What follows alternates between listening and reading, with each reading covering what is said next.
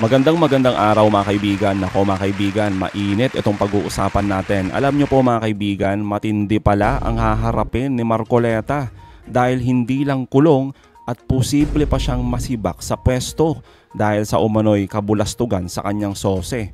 Abay mga kaibigan, to the rescue ang mga maka-Duterte at sinasabi na pinag-iinitan lang si Marcoleta dahil sa malapit siya sa pamilya Duterte at dapat daw maging pangulo na itong si BP Sara para daw bumalik sa ayos ang demokrasya at mabawasan ang korupsyon. Kaya naman sinampal ng katotohanan itong mga maka-Duterte at itong si Senador Marcoleta. Hindi lang dapat kulong ang parusa ng nasabing senador kundi matanggal sa pwesto, madisbar kasama si Sara at ang hindi na muling makatakbo sa anumang posisyon sa gobyerno. At eto, abangan nyo rin to mga kaibigan, si BP Sara Duterte, kinastigo ng mga abogado. Yan ang pag-uusapan natin, pero bagong lahat, pakilike muna natin video, pakishare na din po at subscribe na po kayo sa ating channel. Unahin na muna natin ito mga kaibigan. Ito kasi yung isa sa mga sinasabing rason kung bakit daw pinag-iinitan itong si Senador Marcoleta. Dahil daw siya ay isang masipag na senador, kalaban ng mga korap at talagang top 3. Oo, performing senator mga kaibigan. Basta Duterte daw, tatak masipag. Aba matindi no, tatak masipag. Kaya naman mga kaibigan, pinag-iinitan at kinasuhan daw itong si Marcoleta ng walang saysay na kaso tulad na lamang ng perjury. Pero ang sagot ni Atty. Dino De Leon, isa sa mga nag-file ng kaso laban nga dito kay Marcoleta, heto, pakinggan nyo po mga kaibigan. Ang problema kasi sa aksyon ni Marcoleta, hindi lang siya nagsinungaling. Bagkus, ang ginawa niya, talagang brazen kasi hindi lang siya nagkamali sa isa o dalawang entry. Wala talaga siyang nilagay ni isang contribution. No? Ibig sabihin, kung wala ka talaga nilagay sa isang contribution, your SOSE must be treated as if there was nothing that was filed at all. And therefore, that should have prevented you from assuming office. Kaya para sa amin, disqualification is actually the proper remedy, not just removal by the Senate Electoral Tribunal, no? Kasi to begin with, you were not qualified to assume office. Nako mga kaibigan, tatanggapin kaya yan ng mga makadilis? O yung reason dito o dahilan ni Atty. Dino De Leon kung bakit kinasuhan itong si Marcoleta? O malinaw naman mga kaibigan, diba na nagsinungaling siya sa SOSE? Galing na mismo sa bunganga mismo ni Marcoleta yan. O na hindi niya dinisclose yung mga campaign donor. Pero syempre itong mga makadilis ang sinasabi ay ginigipit daw ang kanilang pinakamamahal at masipag na si Senador Marcoleta na may pangako na libreng kuryente. Ang tindi. Kasi deliberate and by design. In fact, inamin niya on national TV na deliberate and by design yung pag-withhold niya. Amendment or correction only corrects a clerical error. And if there is no deliberate and it was not deliberately done, it was not by design. In the case of Marcoleta, yung kanyang pagsisinungaling, deliberate and by design kasi pinakiusap sa kanya. Can you just imagine? Pernicious effect na ito. Ang pernicious effect na ito, yung evil that the law seeks to prevent is the fact na hindi natin alam ano ang pinagkakautangan ng loob ng isang opisyal. No? So paano natin malalaman ngayon kung ano yung mga possible conflict of interest ni Senator Marcoleta? Paano natin malalaman ngayon kung hindi niya talaga donor ang mga diskaya na para bang siya na ang abogado sa Senado? Correct. Hindi kaya ang rason kung bakit ayaw niyang ipabalik yung mga pera or at least sinasabi niya gusto niya pero hindi ko dapat yung prerequisite para sila maging witness under the witness protection program na talagang malaking kasinungalingan kasi the Department of Justice can impose reasonable conditions before somebody is admitted to the program, pero ini-insist ni Marcoleta na hindi kailangang ibalik itong pera para maging maging state witness sila or at least ma-admit sa program, no? Paulit-ulit yan. Paano natin malalaman ngayon kung contributor ba itong mga diskaya? Totoo naman, di ba mga kaibigan, yung sinasabi dito ni Atty. Dino De Leon, sa umpisa pa lang kitang-kita na natin yan. Kaya nga nagtataka tayo noon Di ba? Parang nag-aabogado itong si Senador Marcoleta dito sa mag-asawang diskaya.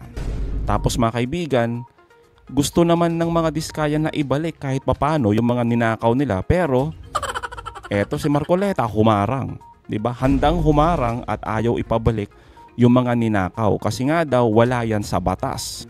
Pero bakit naman mga kaibigan si Bryce Hernandez at itong si Alcantara nagsoli naman sila ng kanilang mga ninakaw, at wala naman silang hinihintay na kapalit dyan na magiging state witness sila o kaya naman maabsuelto sila sa mga kaso nila.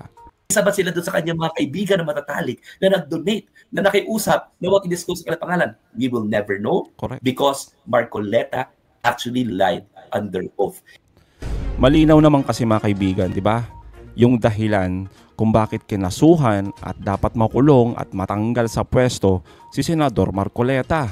Pero iba yung pananaw ng mga makadilis Talagang ginigipit umano siya. Yan po yung nila nakatatak sa kanilang utak. Tulad na lamang umano sa patuloy na panggigipit kay Sara Duterte. Alam nyo mga kaibigan, ayon kasi kay Sara Duterte, impeachment na naman. Pero handang-handa daw ito na harapin ang lahat ng paratang sa kanya. Hindi daw siya mananahimik sa issue ng korupsyon na ginagamit ang pondo ng bayan para bayaran ang mga politiko para makakuha ng pabor at sumuporta sa isang impeachment case na naman laban sa kanya. Grabe mga kaibigan, ang tindi talaga. Kung may impeachment na ihain sa kanya, panggigipit pa rin. Samantalang alam naman nating lahat mga kaibigan, hanggang ngayon hindi pa sinasagot ni Sara Duterte yung kanyang confidential funds. Pero sabi niya nga dito, handa siyang sumagot lagi. Kailan yun? Di ba mga kaibigan? Lagi. Ang laging lumalabas sa bansa. Laging nagtatravel, di ba? Laging binuburaot, binibira ang gobyerno ni Marcos. Yan ang lagi, di ba? Laging may palusot. Dapat ganun. Laging mabilis pag usaping pondo, laging present. Yun. Pero pagdating sa accountability, nako, wala yan. Kaya naman mga kaibigan, ito yung sagot ni attorney kung bakit hindi dapat makabalik ang isang Duterte na muling maghari-harian sa ating bayan. Sa panahon ng Duterte, hindi ka pwedeng kumwestiyon pag-question ka, mananampal lang sheriff, tututukan ka ng kutsilyo ni Pulong Duterte na ginawa niya noong merong how dare somebody question him, di ba? Nakita natin sa isang bar, or kakasuhan ka ng mga peke, ginawa nila yan kay Laila de Lima, ginawa nila yan sa members of the opposition, naalala mo yung sedition cases, lahat, wala pinalampas, kahit isa sa 8 diretsyo na kandidato ng genuine opposition ng mga panahon na yon, pati sitting vice president, sitting senators, lahat yan kinasuhan, mga pare, teacher, yung isa ko pang kaso, kaya sa isang human rights case ng mga panahon na yun yata na nanalo, yung teacher na pinaluhod dahil lang supposedly sa harapan ng national TV para mag-sorry kay Rodrigo Duterte dahil supposedly may tinweet siya. Lahat yan, di ba? Takot na takot ang publiko kasi they made this an example of Laila de Lima. At sa akin palagay, yan at mas malala pa yung mangyayari kay Sara Duterte. Si Digong nun puro mura lang at claims na may pinatay at may nagpapatay siya. Di ba? At least chismis, no? Hindi yung nagkaroon ng hubris. Kapag yung sheriff on national TV, now still unscathed, sabi mo nga, nagtataka rin ako hanggang ngayon, bakit yung disbarment niya, bakit abogada pa yan si Sara Duterte, at bakit hindi pa nadidisbar yan, nanapak ng sheriff who was enforcing a court order and officer of the court yan, no? Nagkaroon rin siya ng hubris na takutin ang president, sabihin sa presidente na meron na siyang contracted assassin, di ba?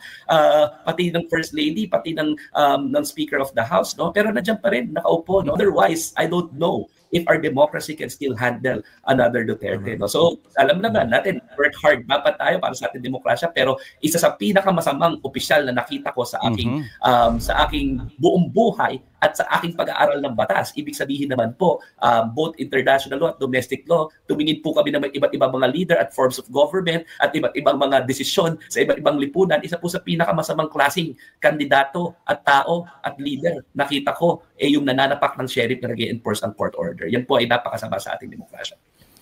Totoo naman, di ba mga kaibigan, yung sinasabi dito ni Attorney Dino De Leon, kasi nga nasanay sila sa sa culture of impunity, di po ba? Tsaka mga kaibigan, nasa harap na natin yung mga records ni Sara Duterte.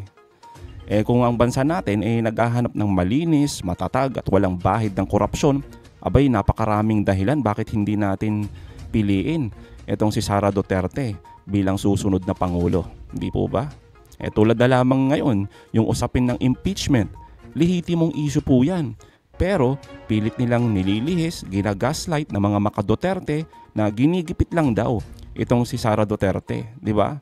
Talagang pinag-iinitan lang daw ng gobyerno ni Marcos. Tapos sabi pa nila, ginagamit ang pondo ng bayan para busugin itong mga congressman para na naman daw sa isang impeachment case laban kay Sara Duterte. Kaya eto mga kaibigan ang sagot ni Attorney Barry dito nga sa mga paratang na naman ni Sara Duterte. At kaya tingin ko naman preemptive strike na yung ginawa niya eh. Diba? Yung naglabas siya kagad ng statement na nasa letterhead pa talaga ng OVP na parang pinapalabas na impeachment na ito, pakana na naman ng mga kalabang ko, at ito yung medyo creative eh. Kinagamit ang budget process, diba? Para ma-whip into a line ang mga kongresista para bumoto uli for the impeachment. So parang tinatali niya sa corruption at sa abuse na ginagawa sa budget processes in the past. So nakakatawa nga ngayon na nagmamatapang na harapin ko yan, etc. Pero sa dulo, may kaso kang Pinay. So wala nangyari. Diba? So baka ganun din ang susubukan nilang path na gawin dito. Yun nga mga kaibigan, di ba? Real talk. Nagtatapang-tapangan na naman. Sabi niya dati mga kaibigan, sa una niyang impeachment case, gusto niya ng bloodbath, di ba? Pero ano nangyari? Wala naman, hindi naman siya sumaharap eh. Di ba? Sa anumang mga pagdinig, mga seryosong aligasyon yan. Alam niyo mga kaibigan kung totoo yung sinasabi dito ni Sara Duterte na ginagamit ang budget process para i-frame siya sa isang impeachment. Malinaw na may problema dito. Oo. Una, mali yung pagkakaintindi ni Sara Duterte sa trabaho ng Kongreso. Pangalawa, ginagawa niyang personal ang lahat. Diba? Pati budget process ginagamit niya, isinisingit niya doon sa lehitimong issue ng kanyang impeachment.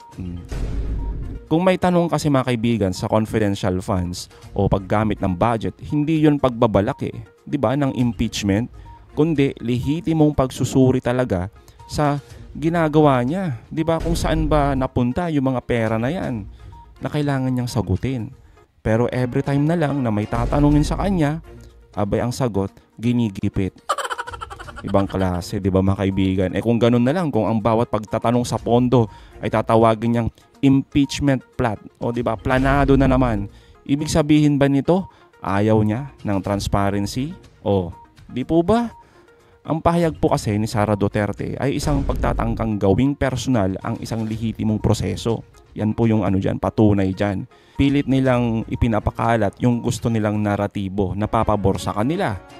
Sabi nila mga kaibigan, transparency, accountability, at wastong paggamit sana ng pondo ng bayan para maiwasan ng korupsyon. Di po ba? Ang sabi nga po ni Marcoleta at ng ating Vice Presidente, lalabanan daw nila ang korupsyon ng may buong tapang at may transparency. Pero mga kaibigan, confidential funds ba ni Sara Duterte at sosi ni Marcoleta? O nasaan? Ayan ang tanong natin mga kaibigan. Hindi nila masagot. Oh, totoo naman po, di ba? Kaya nga mga kaibigan, ang malaking tanong, so asan po yung transparency? So mga kaibigan, anong masasabi nyo patungkol dito? Comment down below. Again mga kaibigan, huwag nyo kalimutan, i-like at i-share itong mga videos hanggang sa muli. Kita-kita ulit tayo mga kaibigan.